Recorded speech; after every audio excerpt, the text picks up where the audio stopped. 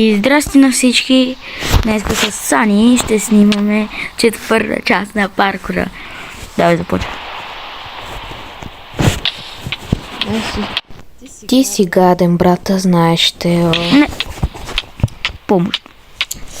Абе, оправи си сам, бе. Мой проблем не е ти си го строи паркура, така че айде остави. Теодоре, мразя те, човек. Ама много. И сега и ти ще паднеш. Ха. Оф, не, аз паднах пак. О, не. Тук виждате как двама идиота се борят за живота си. Няма. О, като си пречим един никога няма да го минеме.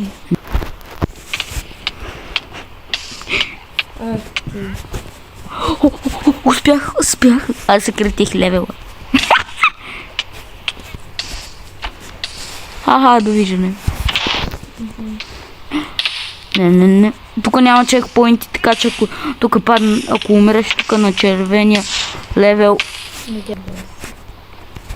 Не, ти вече си ме почти стигнала. Ти ме почти не стигнала.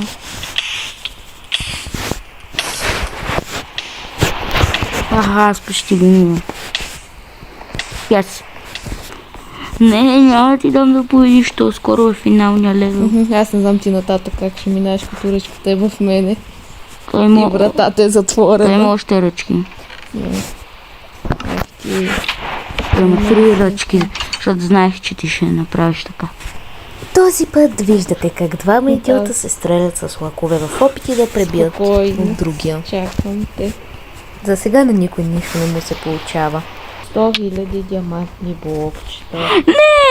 Не, ти победи! Стига без, как победи? Научих се да минавам пътети паркур. А сега ще се радвам, защото ти го минаха, хайдам да те убивам. Не. Да, няма да ти позволя. О, не умрях.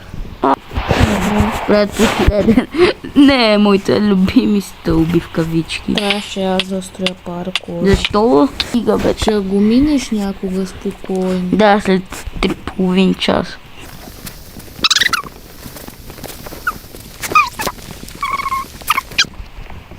Yes! Аз лекнах на легло. Сега кой правя? Аз кой правя? Не знам, това е проблеме. Да. Не! Поди. О, успях! Yes. Най-седне. Защо не ми си оставил? Екзит. Бързо! Лоп! Това ти е новата къща. Спокойно, аз те минирах. Ако се опиташ да избягаш, не мисля, че нещо ще се получи. Не.